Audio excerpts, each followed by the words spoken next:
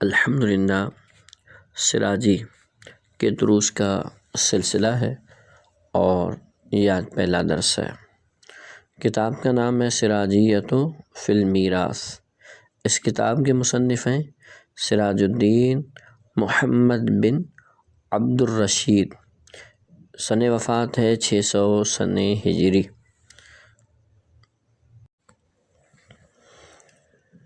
ابتدائی باتیں۔ علم الفرائض۔ فرائض کا لغوی معنی ہے، فرائض فریضہ کی جمع ہے۔ فریضہ کا معنی ہے فرض، زکوٰۃ اور مقرر کردہ حصہ ہے۔ اصطلاحی معنی شریعت کی طرف سے ورثاء کے لیے مقرر کردہ حصوں کی معرفت اور پہچان۔ جس علم کے ذریعے حاصل ہو اس علم کو علم فرائض یعنی وراثت کا علم کہا جاتا ہے۔ اور ورثاء کے لیے شریعت کی طرف سے جو حصے مقرر کیے گئے ہیں، یہ حصے کبھی بطور فرض ہوتے ہیں، کبھی بطور اسبہ اور کبھی بطور رد۔ علم فرائض کا موضوع ترکہ اور وارث ہے۔ ترکہ اس مال کو کہتے ہیں جو کسی مرنے والے نے انتقال کے وقت چھوڑا۔ اس علم کی غرض و غایت، اس علم کو سیکھنے کا مقصد یہ ہوتا ہے میت کے ترکے کو میت کے ورثاء کے درمیان تقسیم کرنے کی قدرت حاصل ہو جائے۔ خطبۃ الکتاب۔ بسم اللہ الرحمن الرحیم۔ الحمدللہ رب العالمین حمد الشاکرین۔ تمام تعریفیں اس اللہ پاک کے لیے جو عالمین کو پالنے والا ہے، جہانوں کو پالنے والا ہے، شکر کرنے والوں کے حمد کی طرح۔ والصلاۃ علی خیر البریۃ محمد وآلہ الطیبین الطاہرین۔ اور درود پاک ہو مخلوق میں افضل حضرت محمد مصطفیٰ صلی اللہ علیہ وسلم اور آپ کی اس آل پر جو طیب و طاہر ہے۔ قال رسول اللہ صلی اللہ علیہ وسلم، محبوب پاک صلی اللہ علیہ وسلم نے ارشاد فرمایا، تعلموا الفرائض، علم الفرائض سیکھو، وعلموها الناس فإنها نصف العلم، اور علم الفرائض لوگوں کو سکھاؤ کیونکہ یہ آدھا علم ہے۔ قال علماؤنا رحمہم اللہ تعالی، ہمارے علماء نے فرمایا، تتعلق بترکۃ المیت حقوق اربعۃ مرتبۃ۔ میت کے ترکہ کے ساتھ، میت نے جو مال چھوڑا ہے اس کے ساتھ 4 حقوق متعلق ہوتے ہیں، ترتیب یافتہ یا ترتیب شدہ۔ میت کے ترکہ کے ساتھ 4 حقوق مرتب شدہ متعلق ہوتے ہیں، یعنی میت کے ترکہ میں 4 حقوق ہیں اور ان میں ترتیب لازمی ہے۔ الاول یبدأ بتکفینہ وتجہیزہ من غیر تبذیر ولا تقتیر۔ سب سے پہلا حق، سب سے پہلے میت کی کفن اور دفن تجہیز و تکفین کے ساتھ ابتدا کی جائے گی، شروعات کی جائے گی، لیکن من غیر تبذیر، بغیر اسراف کے۔ کفن دفن میں بہت زیادہ خرچہ نہ ہو۔ اسراف سے مراد یہ کہ کفن سنت سے زیادہ کپڑے دے دینا، یا وہ اپنی زندگی میں جس طرح کے کپڑے پہنتا تھا اس سے بہت زیادہ اعلیٰ اور مہنگے کپڑے کا کفن دے دینا، تو یہ اسراف ہے۔ تو سب سے پہلے میت کے تجہیز و تکفین کے ساتھ ابتدا کریں گے، شروعات کی جائے گی، لیکن من غیر تبذیر، بغیر اسراف کے، ولا تقتیر، اور بغیر کمی کے، یعنی کفن سنت سے بھی کم کفن دینا، نہ اسراف کریں گے اور نہ ہی کمی کریں گے۔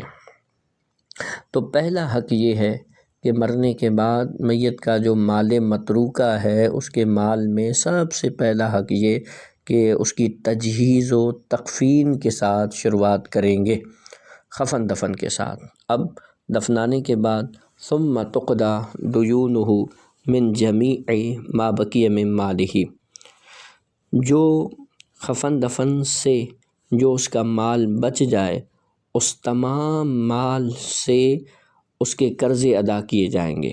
ثم تقضی دیونہ، پھر میت کے قرضے ادا کیے جائیں گے، من جمیع، اس تمام مال میں سے، ما بقیہ، جو بچا اس تمام میں سے میت کے قرضے دیے جائیں گے۔ من بیانیہ ہے من مالہ، یعنی اس کے مال میں سے جو بچا اس سب میں سے قرضے ادا کیے جائیں گے۔ ثم تنفذ وصایاہ من ثلث ما بقیہ بعد الدین، قرضے ادا کرنے کے بعد جو کچھ بچے اس کی تہائی تیسرے حصے میں سے میت کی وصیتیں نافذ کی جائیں گی۔ ثم تنفذ وصایاہ، اس نے وصیتیں جو کی تھیں کہ میرے مرنے کے بعد میرا مال اس کو بھی دینا اس کو بھی دینا، یہ جو میت کی وصیتیں ہیں، تو قرضہ ادا کرنے کے بعد جو مال بچے اس کے تیسرے حصے میں سے میت کی وصیتیں نافذ کی جائیں گی، وصیتوں پر عمل کیا جائے گا۔ ثم یقسم الباقی بین ورثتہ بالکتاب وسنت و اجماع الامت، اب اس کے بعد جو بچ جائے، جو باقی مال ہے وہ تقسیم کیا جائے گا میت کے ورثاء کے درمیان کتاب، سنت اور اجماع امت کے مطابق۔ اب سب سے پہلے کس کے ساتھ شروعات کریں گے؟ فیبدأ باصحاب الفرائض، سب سے پہلے اصحاب فرائض کے ساتھ شروعات کی جائے گی اور ابتدا کی جائے گی۔ اصحاب فرائض کون ہیں؟ وہم الذین، یہ وہ لوگ ہیں، لہم سہام مقدرۃ، جن کے حصے مقرر ہیں، فی کتاب اللہ تعالی، قرآن پاک میں۔ ثم بالعصبات من جہت النسب، پھر اصحاب فرائض کو دینے کے بعد میت کے وہ قریبی رشتہ دار جو نسب کے اعتبار سے قریبی رشتہ دار ہوں انہیں عصبہ کہا جاتا ہے، جو عصبہ رشتہ دار ہیں میت کے ان کو دیا جائے گا۔ ثم بالعصبات من جہت النسب، پھر میت کے عصبات جو نسبی عصبہ ہیں ان کو دیا جائے گا۔ یہ فرق آپ کو آگے معلوم ہو جائے گا کہ عصبہ نسبیہ کیا ہوتے ہیں اور عصبہ سببیہ کیا ہوتے ہیں۔ عصبہ نسبیہ تو یہ وہ عصبہ ہیں جو نسب کی وجہ سے ہوں، یعنی قریبی رشتہ دار، جیسے میت کا بیٹا، یہ عصبہ نسبیہ ہے۔ اچھا، عصبہ سببیہ یہ وہ ہیں جو سبب کی وجہ سے، مثلاً میت کسی کا غلام تھا، اس کو کسی نے آزاد کیا تو اب یہ میت کا جو وہ آقا ہوگا وہ عصبہ سببیہ ہوگا۔ خیر، ثم بالعصبات من جہت النسب، پھر ان عصبہ کو دیں گے جو نسب کی جہت سے، نسب کی وجہ سے ہوں۔ والعصبۃ، عصبہ کون ہے؟ کل من یاخذ ما ابقتہ اصحاب الفرائض، اصحاب فرائض جو کچھ باقی رکھیں، اصحاب فرائض جو کچھ باقی چھوڑیں، وہ کل مال لے لیں، انہیں عصبہ کہا جاتا ہے۔ یعنی اصحاب فرائض اپنا حصہ لے لیں، اس کے بعد جو مال بچے وہ مال یہ عصبہ لے لیتے ہیں۔ وعند الانفراد، اکیلے ہونے کے وقت، یعنی اصحاب فرائض کے نہ ہونے کے وقت، یحرز جمیع المال، پورا مال یہ لوگ لے لیتے ہیں۔ اچھا، اصحاب عصبہ من جہت النسب کو دینے کے بعد ثم بالعصبۃ من جہت السبب، پھر اس عصبہ کو دیں گے جو سبب کی وجہ سے ہو۔ وہو مولا العتاقۃ، وہ آزاد کرنے والا مولا ہے۔ ثم عصبتہ، پھر اس کے مولا العتاقۃ، آزاد کرنے والے مولا اگر وہ خود نہیں ہے تو اس کے جو عصبہ رشتہ دار ہیں، علی الترتیب، اسی ترتیب کے مطابق، یعنی اس کے جو قریبی رشتہ دار ہیں بیٹوں میں سے یا مذکر اولاد جو بھی ہے اس کو دیں گے۔ ثم الرد علی ذوی الفروض النسبیۃ بقدر حقوقہم، ان کو دینے کے بعد اگر پھر بھی مال بچ جائے تو پھر دوبارہ سے رد کریں گے، دوبارہ اصحاب فرائض نسبیہ کو دیں گے ان کے حقوق کے مطابق۔ اچھا، اب زوجین کو دوبارہ نہیں دیں گے، اگرچہ وہ اصحاب فرائض میں تو آتے ہیں لیکن اصحاب فرائض نسبیہ نہیں ہیں۔ رد صرف انہی پر ہوگا جو اصحاب فرائض نسبیہ ہوں گے، ان کو پھر دوبارہ ان کے حقوق کے مطابق دیا جائے گا۔ پھر بھی مال بچ جائے، ثم ذوی الارحام، اس کے بعد ذوی الارحام کو دیا جائے گا۔ یہ وہ رشتہ دار ہیں میت کے جو اصحاب فرائض بھی نہیں ہیں، اسبہ بھی نہیں ہیں، اس کے بعد ذوی الارحام کا مرتبہ ہے۔ ثم مولی الموالات، پھر اگر مال بچ جائے تو پھر مولی الموالات کو دیں گے۔ یہ وہ ہے ثم مولی الموالات، یہ وہ ہے جس کے ساتھ مرنے والے نے عقد موالات کیا ہے۔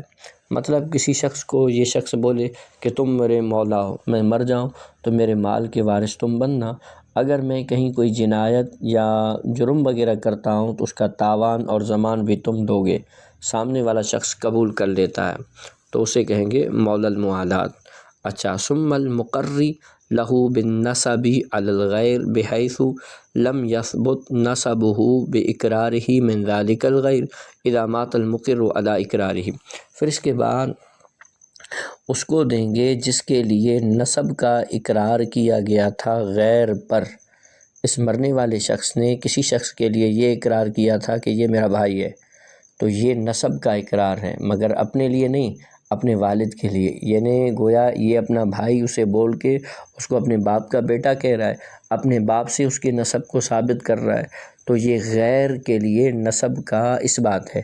اچھا، پھر اس کا نسب اس غیر سے ثابت بھی نہ ہوا اور یہ بندہ اپنے اقرار پر باقی رہا تو پھر اس کے مال میں سے اسی کو بھی دیا جائے گا۔ ثم المقری لہ بالنسب، جس کے لیے نسب کا اقرار کیا تھا، علی الغیر، اپنے غیر پر، بحیث، اس طرح سے، لم یثبت نسبہ، بے اقرارہ، اس کا نسب اس اقرار کی وجہ سے ثابت نہ ہو، من ذلک الغیر، اس غیر سے، اذا مات، جب مر جائے، المقر علی اقرارہ، مقر اپنے اقرار ہی پر مرا ہو۔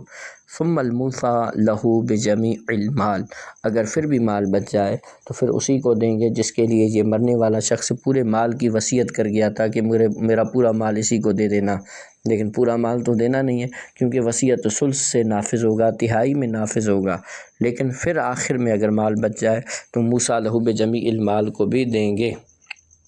اچھا، اس کے بعد پھر مال بچ جائے، ثم بیت المال، پھر وہ مال بیت المال میں جمع کروایا جائے گا، لیکن فی زمانہ بیت المال نہیں ہے، ظالموں کے قبضے میں ہے یا راشیوں کے قبضے میں ہے، اس وجہ سے اب بیت المال میں جمع نہیں کروایا جائے گا۔